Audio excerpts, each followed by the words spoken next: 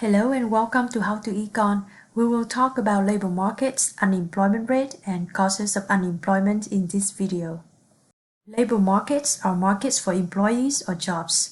Markets for labor have demand and supply curves just like markets for goods.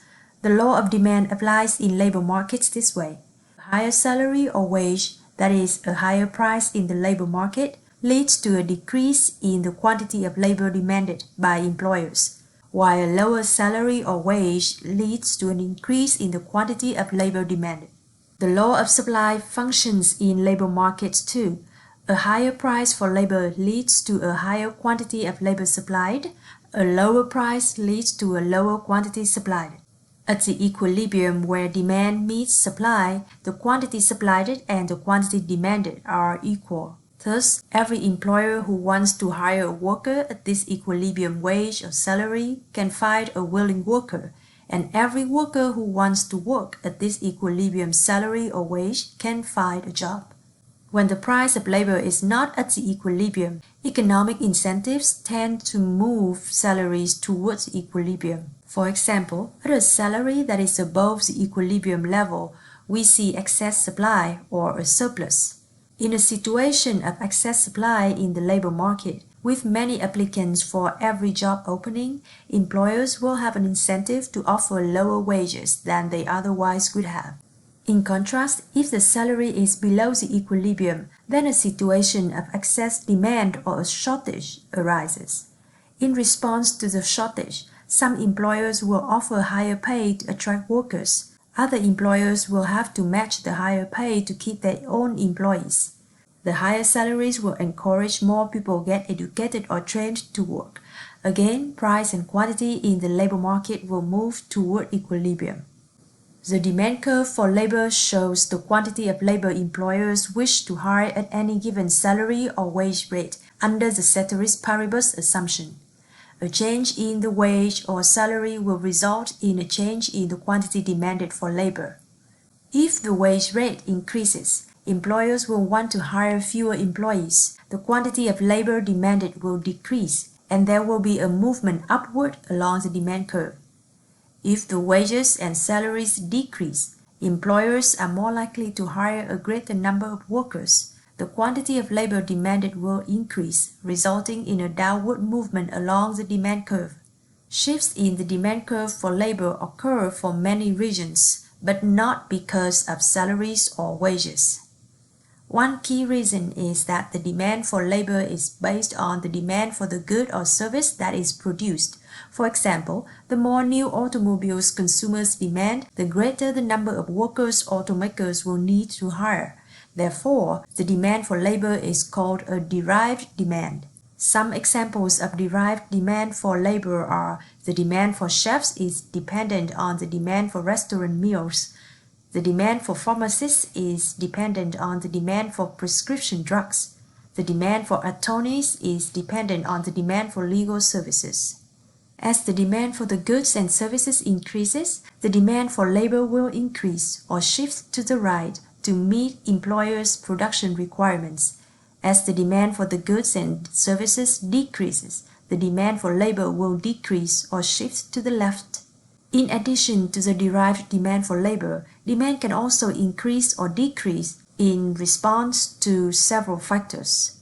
They are: first, demand for output. When the demand for the good produced increases, both the output price and profitability increase. As a result, producers demand more labor to ramp up production. 2. Education and training. A well-trained and educated workforce causes an increase in the demand for that labor by employers. Increased levels of productivity within the workforce will cause the demand for labor to shift to the right.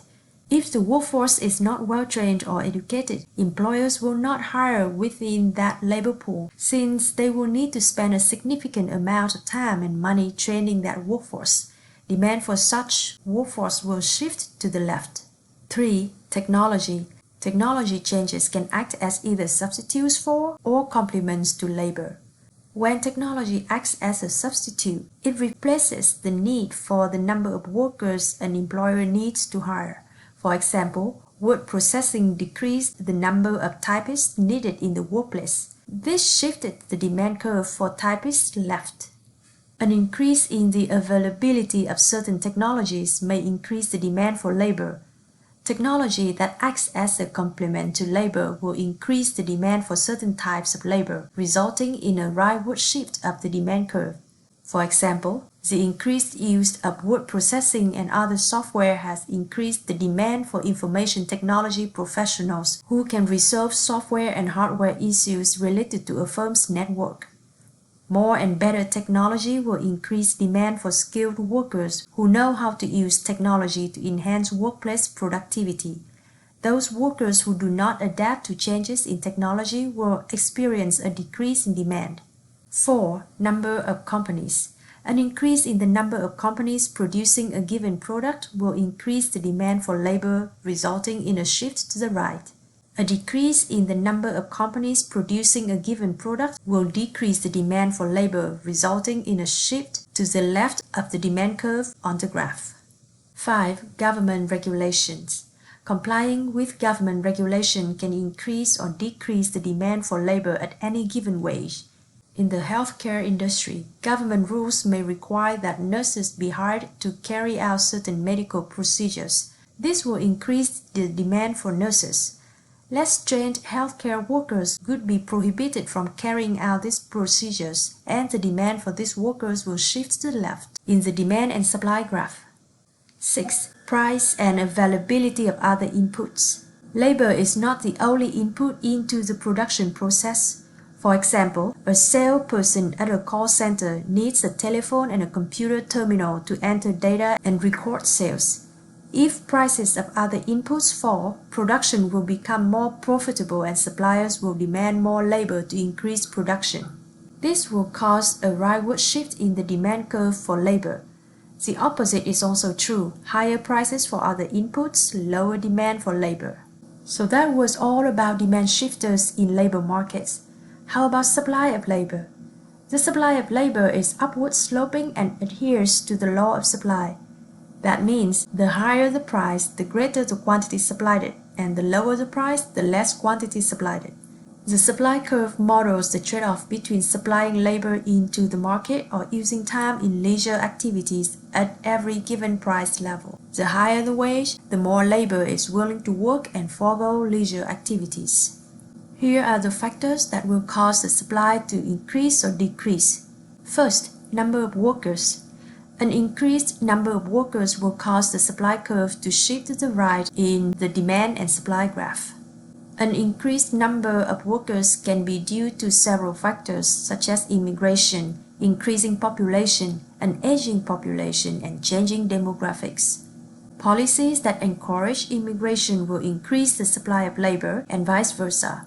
Population grows when birth rates exceed death rates. This eventually increases supply of labor when the former reach working age.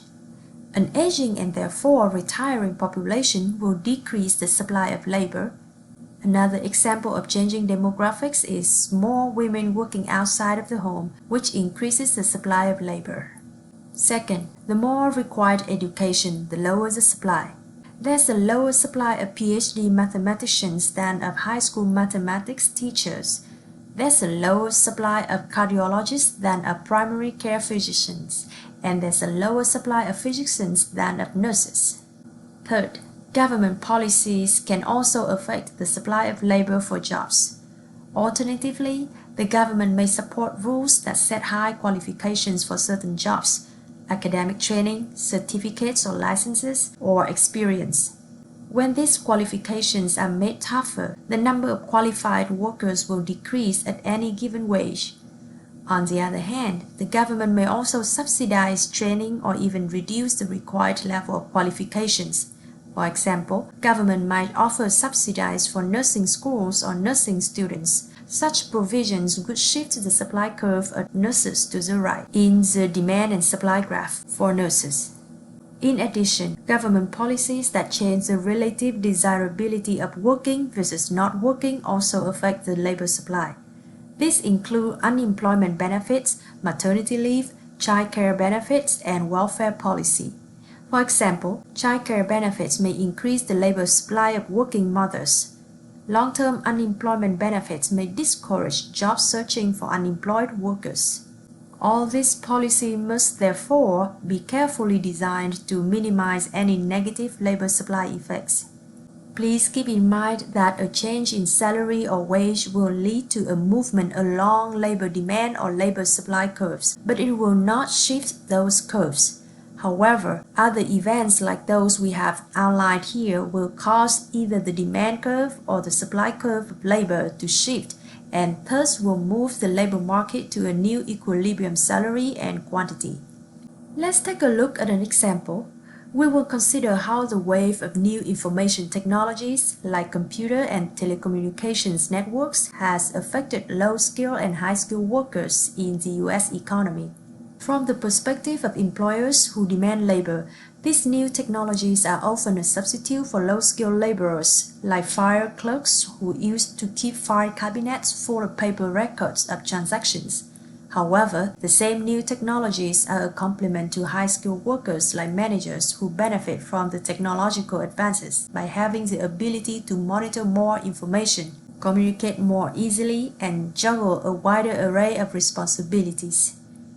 To answer this question, we will use the four-step process of analyzing how shifts in supply or demand affect a market. The four-step process was introduced in another video. Step 1. What did the markets for low-skilled labor and high-skilled labor look like before the arrival of the new technologies? In these two graphs, S0 is the original supply curve for labor and D0 is the original demand curve for labor in each market. In each graph, the original point of equilibrium E0 occurs at the price W0 and the quantity Q0. Step 2. Does the new technology affect the supply of labor from households or demand for labor from firms? The technology change described here affects demand for labor by firms that hire workers. Step 3. Will the new technology increase or decrease demand? Based on the description earlier, as the substitute for low-skilled labor becomes available, demand for low-skilled labor will shift to the left from D0 to D1. As the technology complement for high-skilled labor becomes cheaper, demand for high-skilled labor will shift to the right from D0 to D1. Step 4. The new equilibrium for low-skilled labor, shown as point E1 with price W1 and quantity Q1, has a lower wage and quantity higher than the original equilibrium E0. In the second graph, the new equilibrium for high-skilled labor, shown as point E1 with price W1 and quantity Q1, has a higher wage and quantity higher than the original equilibrium E0. Thus, the demand and supply model predicts that the new computer and communications technologies will raise the pay of high-skilled workers but reduce the pay of low-skilled workers. According to the National Center for Education Statistics and Bureau of Labor Statistics, in 1980, for example, a college graduate earned about 30% more than a high school graduate with comparable job experience. But by 2020, a college graduate earned about 67% more than an otherwise comparable high school graduate. Many economists believe that the trend toward greater wage inequality across the U.S. economy is due to improvements in technology. Let's take a look at another example.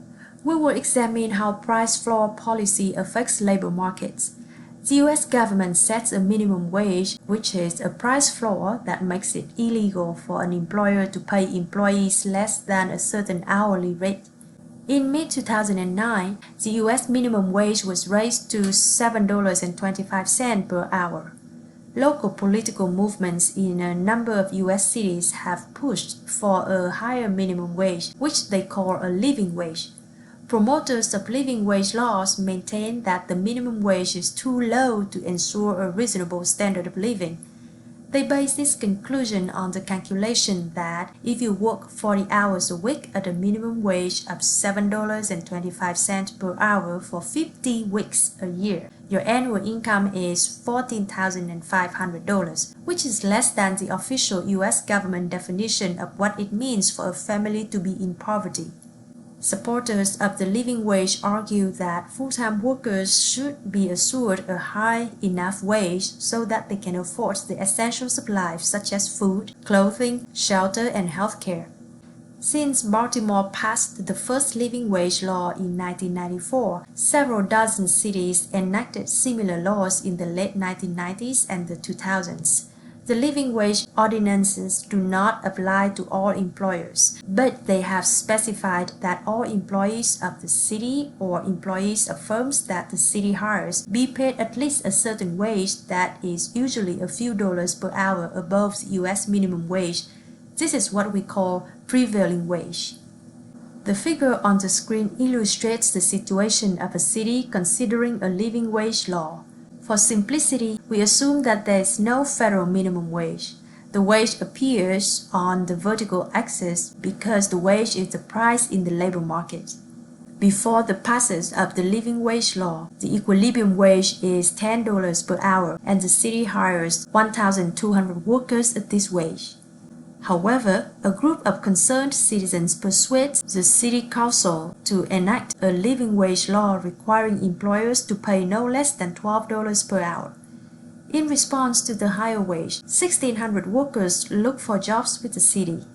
At this higher wage, the city, as an employer, is willing to hire only 700 workers. At the price floor, the quantity supplied exceeds the quantity demanded, and a surplus of labor exists in this market. For workers who continue to have a job at a higher salary, life has improved. For those who were willing to work at the old wage rate but lost their jobs with the wage increase, life has not improved.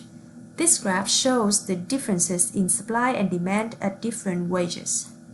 Minimum wage is a price floor policy that would have similar effect on labor markets, as we saw in this example. However, only about 1% of American workers are actually paid the minimum wage.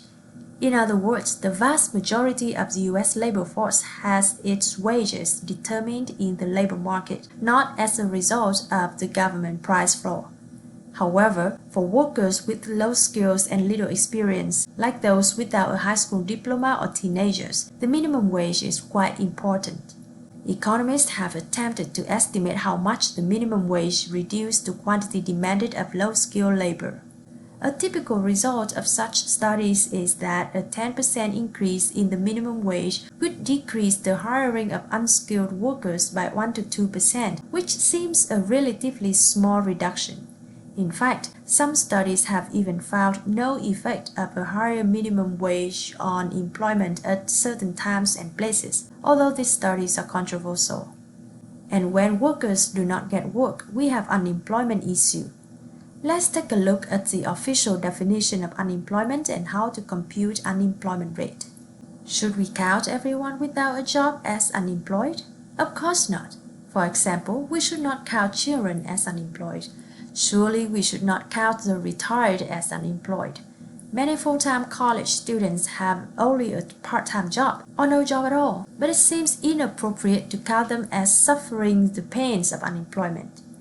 Some people are not working because they are rearing children, ill, on vacation, or on parental leave. To be classified as unemployed, a person must be without a job, currently available to work, and actively looking for work in the previous 4 weeks. Thus, a person who does not have a job but who is not currently available to work or has not actively looked for work in the last 4 weeks is counted as out of the labor force. Unemployment rate is the percentage of adults who are in the labor force but who do not have jobs. It equals number of unemployed people divided by number of people in the labor force and then multiplied by 100 to obtain the percentage, as shown in the second equation on the screen, while the first equation shows you how to calculate labor force participation rate. This is the percentage of adults in an economy who are either employed or who are unemployed and looking for a job. Let's look at a simple example. In this case, we have the U.S. adult population aged 16 and older in 2017 divided into 3 categories: employed, unemployed, and out of the labor force. We will calculate the unemployment rate and labor force participation rate using the provided numbers on the screen. First of all, to get the unemployment rate, we take number of unemployed people, which is 7,635,000, divided by the total number of people in the labor force. This labor force number is a summation of employed and unemployed people. Therefore, it is 1,520,81,000 plus 7,635,000. Don't forget to multiply with 100 to obtain the percentage. The answer is unemployment rate is 4.8%. To get the labor force participation rate, we take number of people in the labor force divided by the total adult population, then times 100. So we have 1,520,81,000 plus 7,635,000 for labor force on top, and 1,520,81,000 plus 7,635,000 plus 94,366,000 for total adult population in the bottom, everything times 100. The answer is 62.9% of the adult population participate in the labor force of the country in 2017. Here are some examples of people who are either employed, unemployed, or out of the labor force on the Bureau of Labor Statistics website. 1. Diana reported that 2 weeks ago she applied for jobs at a bank and at a mortgage lending company. She currently is waiting to hear back from both businesses. Diana is unemployed because she made a specific effort to find a job within the previous 4 weeks and is presently available for work. 2. Catherine Marie was thinking about looking for work in the previous 4 weeks but made no specific efforts to do so. Catherine Marie does not meet the activity test for unemployment and is therefore counted as not in the labor force. For number 3 and 4, both Garrett and Lisa are considered employed. They fall into a group called unpaid family workers, which includes any person who worked without pay for 15 hours or more per week in a business or farm operated by a family member with whom they live. Unpaid family workers comprise a small portion of total employment. Most of the employed are either wage and salary workers, paid employees, or self-employed working in their own business, profession, or farm. 5. John has been checking for openings at a local warehouse store for each of the past 3 weeks, but last week he had the flu and was unavailable for work because of it. John is counted as unemployed because he took steps to look for work and would have been available for work except for his temporary illness. 6. Marcus was laid off from the local plant of a major automaker when the firm began retooling to produce a new model car. Marcus knows he will be called back to work as soon as the model changeover is completed, and he also knows it is unlikely that he would be able to find a job for the period he is laid off. So although he is available to work, he is not seeking a job. Marcus is unemployed because he is waiting to be recalled from layoff. 7. Julia has submitted applications with 3 companies for summer jobs. However, it is only April and she doesn't wish to start work until at least June 15 because she is attending school. Although she has taken specific steps to find a job, Julia is classified as not in the labor force because she is not currently available for work. She could not have started a job if one had been offered. Students are treated the same as other persons, that is, they are classified as employed or unemployed if they meet the criteria, whether they are in school on a full-time or part-time basis. Even with the out of the labor force category, there are still some people who are mislabeled in the categorization of employed, unemployed, or out of the labor force. There are some people who have only part-time or temporary jobs, and they are looking for full-time and permanent employment that are counted as employed, although they are not employed in the way they would like or need to be. Additionally, there are individuals who are underemployed. This includes those who are trained or skilled for one type of level of work but are working in a lower paying job or one that does not utilize their skills. For example, we would consider an individual with a college degree in finance who is working as a sales clerk underemployed. They are, however, also counted in the employed group. All of these individuals fall under the umbrella of the term hidden unemployment. Discouraged workers, those who have stopped looking for employment and hence are no longer counted in the unemployed, also fall into this group.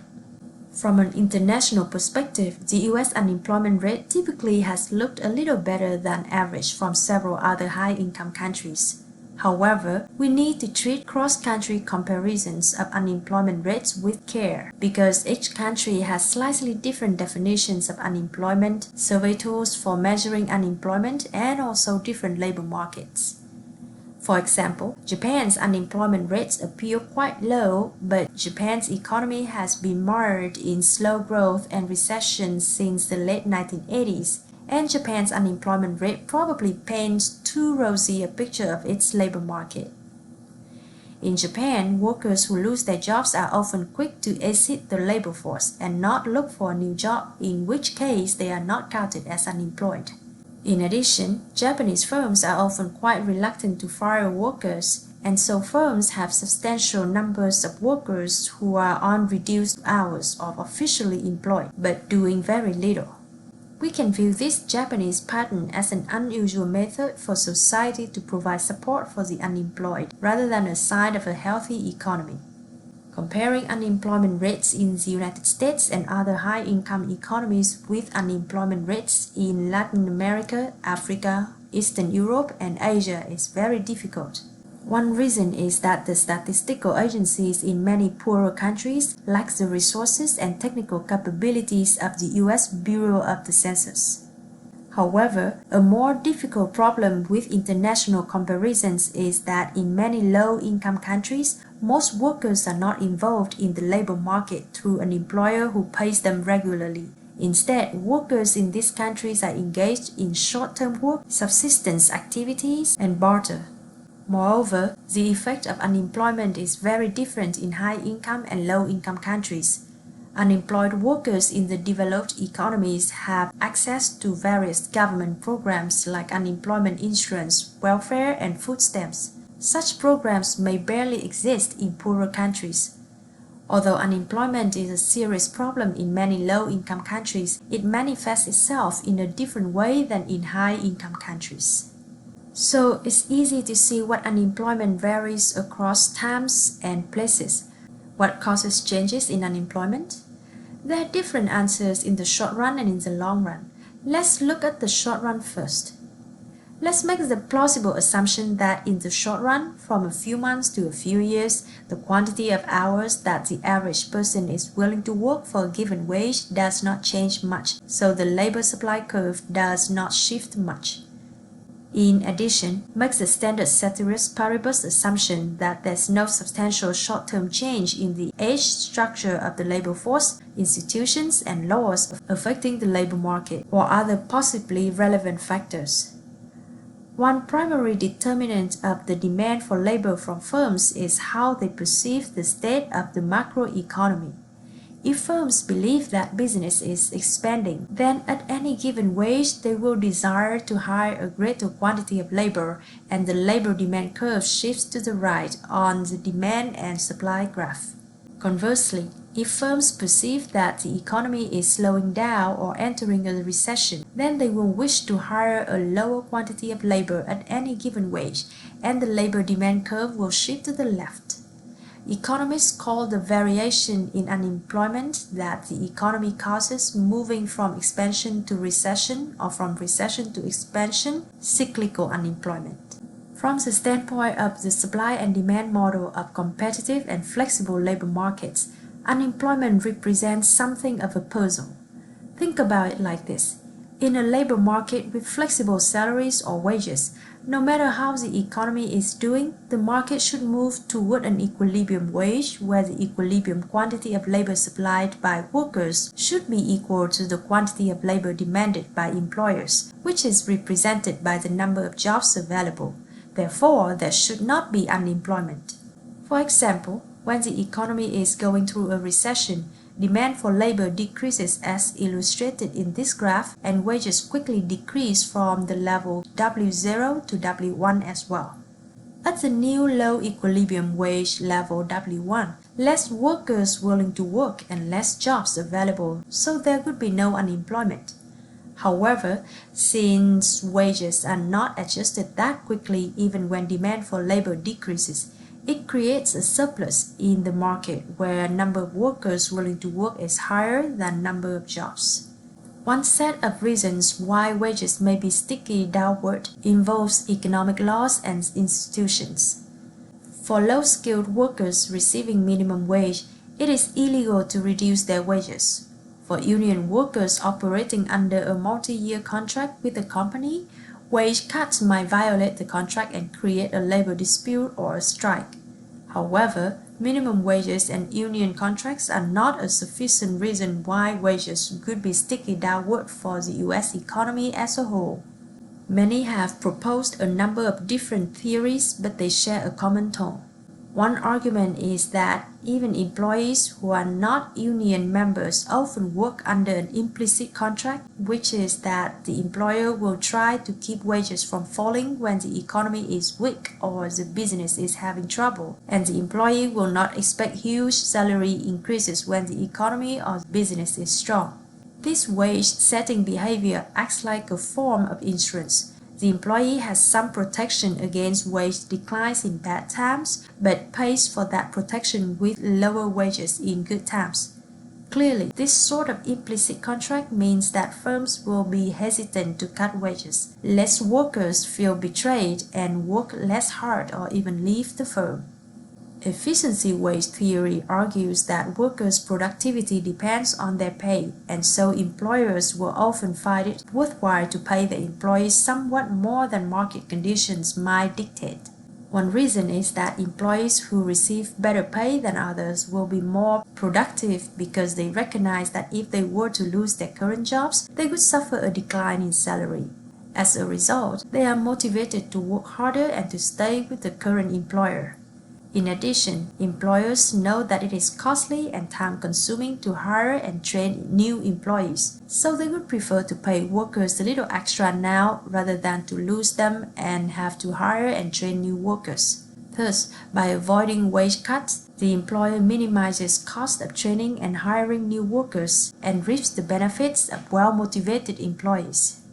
The adverse selection of wage cuts argument points out that if an employer reacts to poor business conditions by reducing wages for all workers, then the best workers, those with the best employment alternatives at other firms, are the most likely to leave.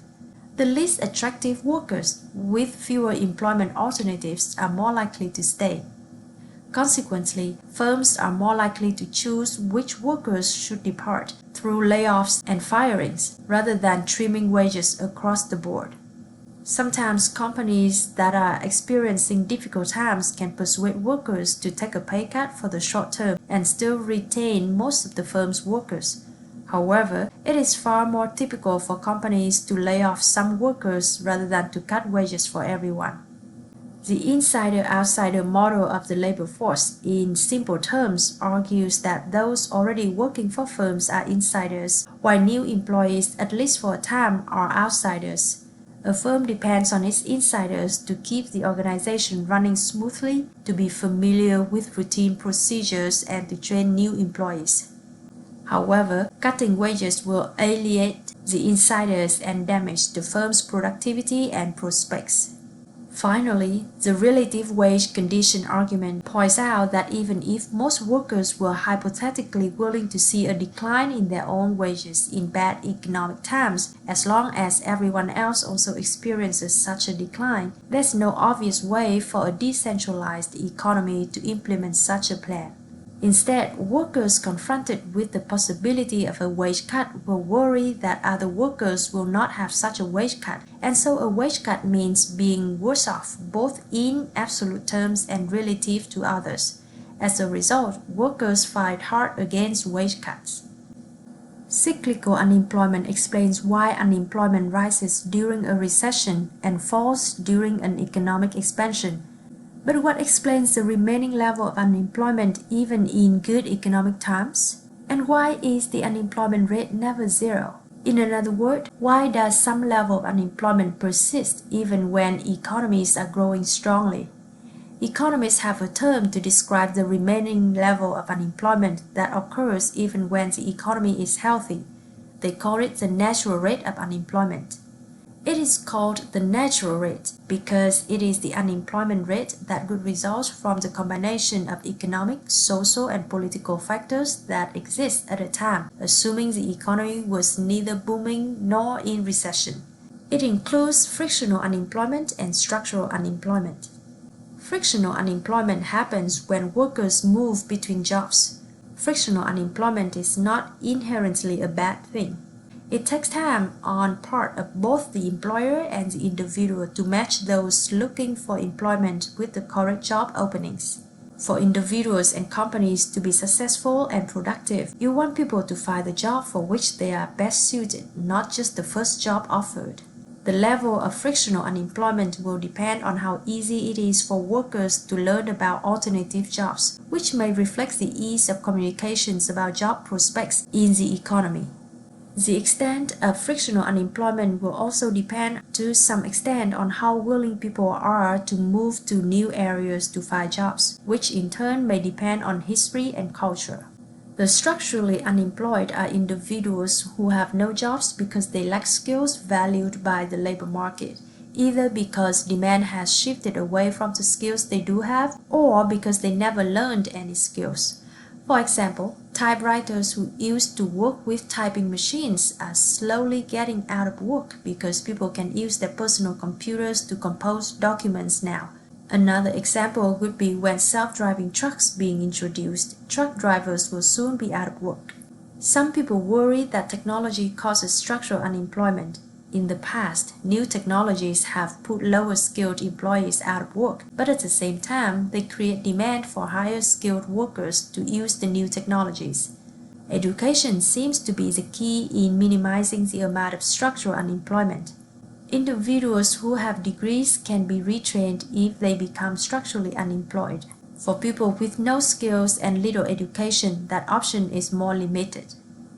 The natural unemployment rate is related to two other important concepts, full employment and potential real GDP.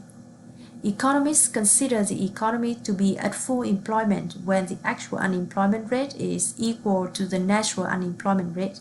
When the economy is at full employment, real GDP is equal to potential real GDP.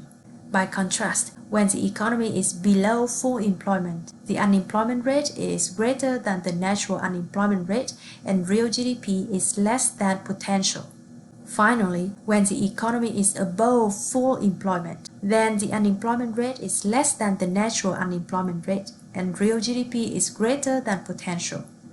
Operating above potential is only possible for a short while since it is not sustainable to all workers working overtime. Unexpected shifts in productivity can have a powerful effect on the natural rate of unemployment. Levels of unemployment will tend to be somewhat higher on average when productivity is unexpectedly low, and conversely will tend to be somewhat lower on average when productivity is unexpectedly high. However, over time, wages do eventually adjust to reflect productivity levels. Public policy can also have a powerful effect on the natural rate of unemployment. On the supply side of the labor market, public policies to assist the unemployed can affect how eager people are to find work. For example, if a worker who loses a job is guaranteed a generous package of unemployment insurance, welfare benefits, food stamps, and government medical benefits, then the opportunity cost of unemployment is lower and that worker will be less eager to seek a new job. What seems to matter most is not just the amount of these benefits, but how long they last. A society that provides generous help for the unemployed that cuts off after, say, 6 months may provide less of an incentive for unemployment than a society that provides less generous help that lasts for several years. Conversely, government assistance for job search or retraining can in some cases encourage people back to work sooner. The remedy for unemployment will depend on the diagnosis. Cyclical unemployment is a short-term problem caused by the economy is in a recession. Thus, the preferred solution will be to avoid or minimize recessions by stimulating the overall buying power in the economy so that firms perceive that sales and profits are possible, which makes them eager to hire. Dealing with the natural rate of unemployment is trickier.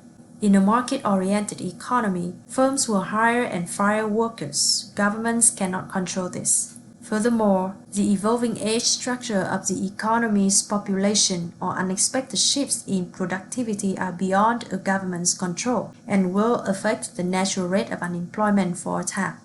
However, government policy clearly can affect the natural rate of unemployment that will persist even when GDP is growing.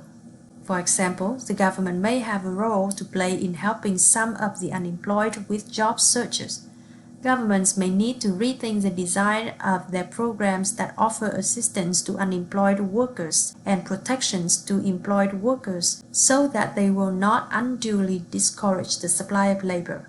Similarly, governments may need to reassess rules that make it difficult for businesses to begin or to expand so that they will not unduly discourage the demand for labor. That's it for the unemployment topics. Thanks for watching and see you next time.